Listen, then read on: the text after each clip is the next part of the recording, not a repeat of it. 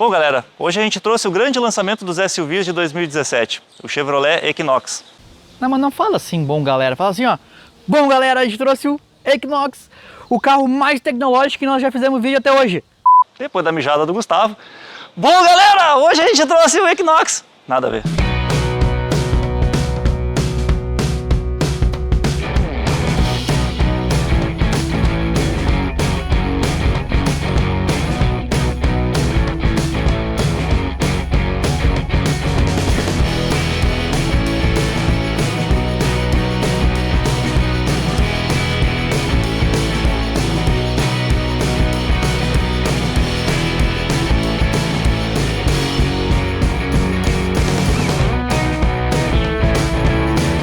Conseguiu hoje trazer para vocês uma Chevrolet Equinox, da modelo Premier, aquela que vem com motor de 262 cavalos, a wheel drive, todos aqueles recursos eletrônicos que a gente sabe que são vários, eu estou com medo até de esquecer alguns. Top de linha, tudo que dá, e graças ao nosso amigo Rogério, participante do nosso canal, né, ele gosta dos nossos vídeos, curte nossos vídeos e resolveu emprestar para nós o carro, nos ofereceu, assim como vários outros já fizeram também, e aqui estamos nós com ele.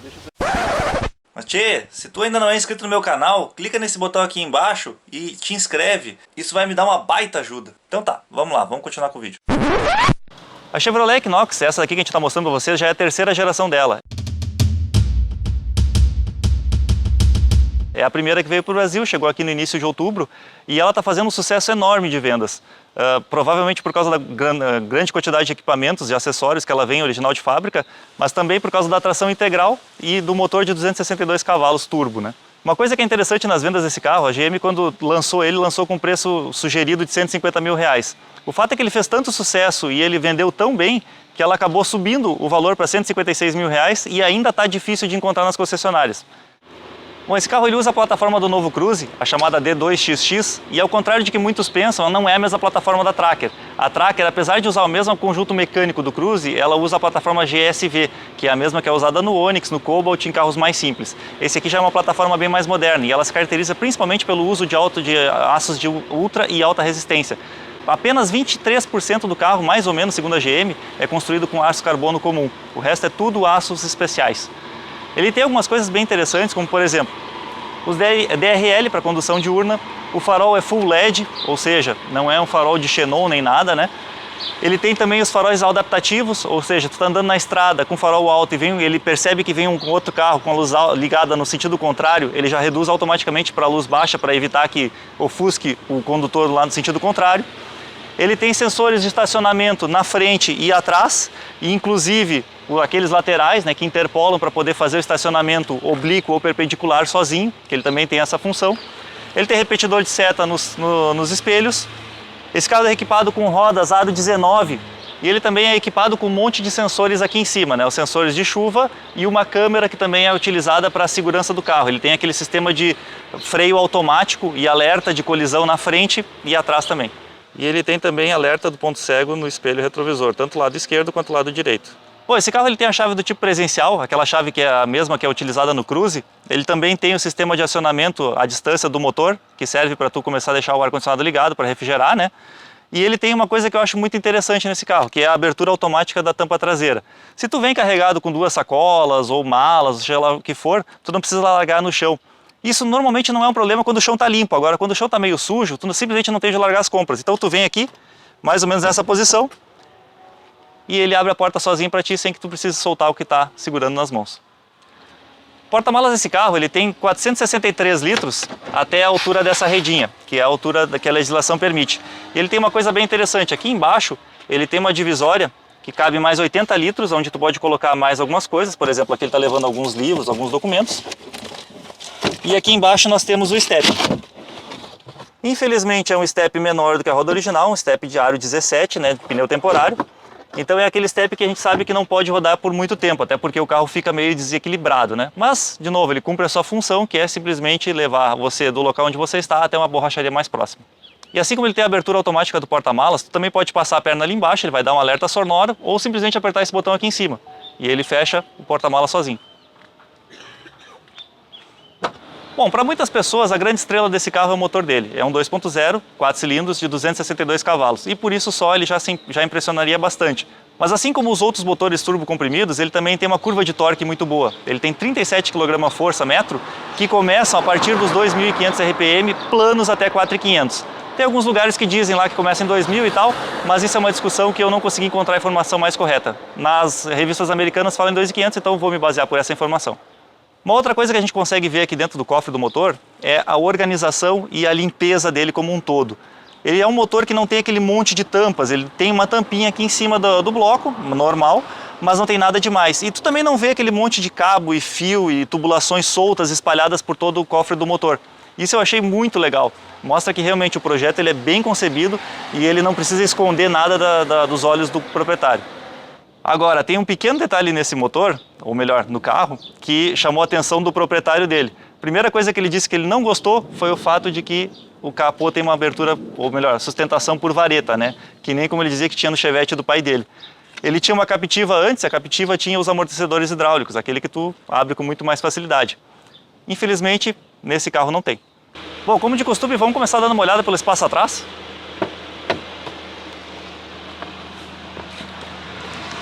Opa, já tá aí, cara? No ar-condicionado aqui. Ah, meio forte esse ar, né? Tá, porque ele tá no automático ali, tem que baixar a temperatura. Ah, boa. E aí? Meu Deus do céu, cara, isso aqui é um salão de festas, meu. É grande. Ele só não tem muita altura no teto aqui, mas isso provavelmente é por causa do teu teto panorâmico também, né? Mas olha só o espaço que tá aqui nas minhas pernas. E eu regulei o banco pra mim, né? Tem o que aqui? Mais de 5 dedos até o banco. Eu então aqui tô nadando aqui dentro, né? É, nossa, é gigante, né, cara? É muito grande, entre eixos do carro é muito grande. E outra coisa que é interessante, né? Ele não tem, ele simplesmente, o túnel dele é bem plano. Ele não tem nada aqui embaixo. Meu pé cabe todo. E eu até fui procurar antes ali pra ver se realmente tinha um cardan ali embaixo, porque eu até cheguei a duvidar, né, cara? Mas totalmente plano, não tem ressalto nenhum. E o pé cabe tranquilamente. Cara, sensacional o carro. O espaço aqui é absurdo. Cara, muito bom, né? E outra, o conforto desse banco traseiro aqui também é demais, né, cara? Muito legal mesmo. Muito bacana. E esse banco aqui ele ainda tem a opção de reclinar um pouquinho para trás, né, para melhorar pro passageiro. Então se tu precisar reclinar ele um pouquinho, é lógico que tu não vai conseguir deitar, mas ele te deixa um pouquinho mais confortável para viagens longas. Bom, o espaço preocupante do meio, ele também é bem generoso, né? Só que assim, ele não tem o mesmo desenho dos bancos, gente. Vocês podem ver aqui que os bancos das pontas, ele tem um desenho mais apropriado para o ocupante, e esse aqui ele é um pouco mais reto, né? E uma coisa que é bem interessante aqui que a gente acabou de descobrir é que esse encosto aqui no meio, ele tem um alerta justamente para não fazer aquela besteira que a gente fez na Captur, né? Que é andar com os encostos de cabeça rebaixados. Então aqui ele diz claramente que quando uma pessoa for aqui, tem que erguer o encosto para ele ficar na posição certa. E também tem aquela coisinha que nós adoramos, né? Eu e o Felipe. O descansa-braço aqui. O descansa-braço com porta-copos. E os encostos de cabeça traseiros também rebatem para melhorar a visualização para o motorista. E além de ter o túnel plano, ele ainda tem essa saída aqui de ar, do ar-condicionado para os passageiros traseiros, uma tomada 12 volts e duas USBs aqui para trás. Bom, aqui na frente eu não preciso nem falar, né? O espaço é tão grande quanto lá atrás ou até um pouquinho maior. Mas uma coisa que me chamou a atenção e assim, foi uma grata surpresa, é que o acabamento em duas cores, dos bancos e das portas e do painel, tipo assim, ele não é estranho como eu imaginei que fosse. Olhando fotos e vídeos, eu achei que isso aqui era uma cor creme que contrastava com o cinza escuro. E na verdade não, isso aqui é um cinza claro. Inclusive nos bancos aqui atrás, né, os bancos também são em 2 tons, e ele é um cinza claro e um cinza escuro. Isso aqui ficou muito melhor ao vivo do que realmente ele aparenta no vídeo ou nas fotos. Eu achei lindo, maravilhoso. Realmente, eu achei que eu não ia gostar, eu não estava gostando olhando nas fotos e, cara, ficou bem legal esse casamento. Vocês podem ver que o revestimento dele mescla um pouco de plástico duro com acabamentos em couro. Então aqui é plástico duro, aqui é couro e tudo mais. Os encaixes dele são encaixes padrão. Eu diria que é a mesma qualidade do Cruze. Tem pessoas que dizem que não, que o Cruze tem encaixes piores e tal. Eu, sinceramente, não percebi isso. Eu acho que a qualidade de construção do carro é tão boa quanto a do Cruze. Eu não achei a do Cruze ruim. O volante desse carro ele é igualzinho ao do Cruze, né, da versão LTZ2, que é aquela que tem o assistente de permanência na faixa, porém com uma grande diferença. Aqui atrás, onde normalmente teria os pedal shifts nos outros carros, esse carro aqui ele tem os controles do multimídia e do painel aqui no meio dos velocímetros. E falando em painel, ele é o painel bem parecido com o do Cruze, a tela de LCD é igualzinha, né? Só muda um pouquinho, a diferença é o layout dos mostradores analógicos. O cluster dele ele é bem completo, né? Vocês podem ver aqui que tem a velocidade em tempo real, em modo digital. Ele tem o trip A e B, que mostra também o consumo médio, né? Que aqui no caso está fazendo 7,9 km por litro.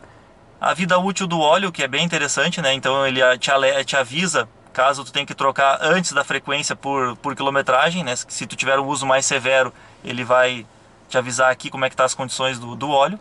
Aqui também ele tem um marcador de pressão dos pneus, porém ele não está em PSI nem libras, ele está em quilopascal, então é uma medição um pouquinho diferente aí do que a gente está acostumado. Ele tem também o econômetro de combustível, que mostra em tempo real como é que está o consumo do carro. Aqui a velocidade média no percurso percorrido. Como esse carro ele tem um sensor de anticolisão com o carro da frente, ele também te diz quantos segundos tu tem antes de bater caso o carro da frente pare instantaneamente, né? O que é algo bem interessante. Tensão da bateria, temperatura do motor. E o controle de estabilidade de tração tu consegue desligar direto no painel do carro. Bom, esse carro ele tem os vidros elétricos com a opção One Touch para frente e para trás. Ele também tem o rebatimento automático dos espelhos, né? Só que ele não faz isso sozinho quando tu desliga a chave. Tu tem que apertar aqui e ele vai ir e voltar para a posição. E ele também tem, obviamente, né, regulagem elétrica dos espelhos. E os ajustes elétricos do banco eles estão localizados aqui embaixo. Então aqui tu tem os comandos para subir e descer o banco. Aqui para regular o ângulo do encosto e aqui o da lombar. Aqui na porta ele tem uma opção muito interessante, que é a opção de set da posição do banco. Então tu pode setar para ti, para o principal condutor A1 e para tua esposa ou para outra pessoa que use o carro com uma certa frequência menor, a posição 2. E ele já regula todas as posições elétricas. Ele também tem esse botãozinho aqui que mexe na abertura do porta-malas, né? Aquela abertura elétrica. Então se tu botar no off ele não vai funcionar sozinho. Se tu botar no 3/4 ele não abre até o final, para evitar que, por exemplo, ele bata no teto de uma garagem meio abaixo. Bom, esse carro ele é equipado com um sistema multimídia MyLink 2, que ele vem com toda a tela touchscreen com algumas opções de botões físicos, né, que nós temos os controles normais, áudio, voltando aqui tem a navegação, então ele tem toda essa parte convencional que todo mundo tem. Bom, aqui nós também temos o sistema OneStar da Chevrolet, que todo mundo já conhece, então acho que a gente não precisa falar, mas o grande destaque desse carro é o sistema de som Bose com 7 alto-falantes, uma qualidade de som incrível. É engraçado que quando tu vai para os Estados Unidos, a maioria dos carros lá tem esse sistema de som Bose, né? Inclusive aquele Bolt, que é o menorzinho dos carros dele, tem o sistema de som Bose. E assim, é um sistema de som que faz muita diferença. A Bose ela ficou famosa por fazer uns sistemas de som para aqueles home theaters domésticos, que ele usava só um alto-falantezinho pequenininho, mas que atendia toda a amplitude de frequências audíveis. Então tu te impressionava quando eles botavam dentro de uma sala fechada um alto-falantezinho desse tamanhinho e tinha um grave excelente. Hoje já é um pouco mais comum, tanto que a JBL já lançou aquelas caixinhas pequenas, portáteis e tal, mas naquela época, isso foi na década de 90, era realmente revolucionário. E eles trouxeram essa tecnologia para dentro do carro. Então, apesar de ele não ter 9 alto-falantes, como alguns outros carros têm, os 7 alto-falantes que ele tem aqui dentro fazem toda a diferença. Ele tem uma qualidade de som enorme. O ar-condicionado dele, então, é digital, 2 zonas, então separados aqui para o passageiro e para o motorista. O câmbio dele é um câmbio de 9 marchas. Tem freio elétrico de estacionamento. Ô Gustavo, mas esse carro tem um negócio que eu acho que tu gostaria de testar, né? O quê? O Parque Assist. Não, já testei isso. Não. Fazer a fiasqueira que tu fez de novo de estacionar na entrada de garagem com o cara querendo sair, acho que não vale a pena, né? Todo mundo já sabe como é que funciona. Como é que funciona. Tá bom. É. Mas esse carro então ele tem um assistente semi-autônomo de estacionamento, né, em vagas tanto perpendiculares quanto longitudinais. Ou seja, ele vai virando o volante sozinho para ti, ele faz as medições ele sozinho, mas tu precisa apertar no freio e selecionar a marcha que está andando. Bom, a gente não vai mostrar como é que funciona todo o sistema, mas a gente vai mostrar só um detalhezinho aqui, ó. Quando tu aperta o botão para acionar, ele já automaticamente já começa a te dar as instruções aqui em cima. E aí tu pode selecionar o tipo de estacionamento, se é esse tipo de vaga ou a vaga aquela da baliza, né? Ele tem também aquele assistente de descida de rampa, né, que serve para terrenos muito difíceis de descer, para que o carro desce sozinho. Ele também tem aqui o carregador de celular por indução, que não é muito rápido, mas que é bastante prático. Aqui no apoia-braço central ele tem também um compartimento interno para guardar coisas, que é gigantesco e ainda tem uma luzinha de LED bem útil, eu diria, né? E falando em luzes de LED, esse carro é equipado com várias luzes. Aqui na frente ele tem as luzes de leitura individuais. Ele também tem luzes de LED aqui atrás. Nos paraçóis ele tem um espelhinho e ainda umas luzes de LED cortesia. E lá atrás, na abertura do porta-malas, também tem uma luz de LED que serve para iluminar de noite. Bom, ele tem espelho fotocrômico e também tem uma coisa que o Gustavo gosta bastante, ele vai mostrar para vocês, que é o teto solar panorâmico, aquele que abrange praticamente toda a área superior do carro, né? Vamos abrir só a primeira parte aqui. Demora um pouquinho, Mas é todo elétrico, né? toda elétrica. Também, até porque se fosse manual tu não ia conseguir alcançar lá atrás, né? Aí tá aberto só a parte do sol, vamos dizer assim, né? Agora vamos abrir o vidro mesmo. Tá, essa é a primeira Primeira posição, parte. só para dar uma ventilada. E aí abre toda a primeira parte aqui, abre toda. Pra cima de nós aqui. Não lá pra cima de quem tá atrás. É, Vamos pode mais um pouquinho. mais um pouco.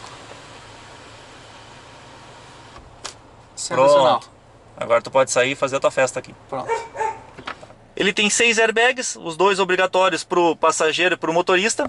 Além disso, ele também tem os airbags de cortina, aqui para o motorista e para o passageiro lá atrás também. E também os airbags laterais dos bancos. Bom, falando de segurança, esse é um carro que ele é super bem equipado. Ele tirou notas 4 estrelas do teste americano da NHTSA. E assim, ele só foi um pouco mal para os ocupantes atrás e no teste de rolagem. Mas mesmo assim, são critérios muito maiores do que o Latin NCAP. Se tivesse sido avaliado nos nossos critérios nacionais, ele com certeza teria tirado 5 estrelas e teria sobrado nota, né? E isso se deve, principalmente, não só à resistência estrutural do carro, mas também à quantidade de equipamentos ativos de segurança. Como, por exemplo, o alerta de ponto cego nos 2 espelhos laterais. Ele também tem a câmera de ré e um sistema muito interessante atrás, que se tiver movimentação traseira, ele não só te avisa aqui no painel dizendo com aquele símbolozinho que tem uma pessoa passando ou um carro, como ele também treme o banco do motorista. Então isso é muito engraçado. Eu estou aqui sentado e o banco dele a tremer porque o Gustavo está circulando lá atrás. O sistema de alerta de colisão frontal, ele funciona da seguinte forma: se ele detectar que tem um carro na frente com uma velocidade inferior à tua e que tu pode colidir com ele, ele vai acender uma luz bem aqui assim, ó. Então para o motorista, ele percebe umas luzinhas vermelhas bem aqui nessa região. Ela se projeta, na verdade, sobre o para-brisas e tu enxerga ela direitinho aqui assim te ajudando. Além disso, ele também treme o banco, né? Esse banco ele adora tremer por qualquer alerta de colisão, que é bem interessante. E ele acaba acionando os freios sozinhos, caso ele perceba, né, que tu realmente não vai bater. Só que assim, esse sistema de acionar os freios sozinhos, ele não garante que o carro não vai bater no da frente. Ele só serve para te ajudar a diminuir a velocidade e de repente evitar maiores estragos. Se tu tiver uma velocidade grande, por exemplo 50 km por hora, 60 km por hora, provavelmente ele não vai evitar colisão, mas ele vai bater bem devagar. Mas tchê, esse vídeo não acaba por aqui. Não esquece de assistir a segunda parte dele, onde a gente vai mostrar as principais impressões ao dirigir. E se tu quiser acompanhar novidades, erros de gravação e outras curiosidades do canal, não esquece de curtir a página no Facebook, no Instagram e, lógico, né, te inscreve aqui no canal se tu ainda não fez isso.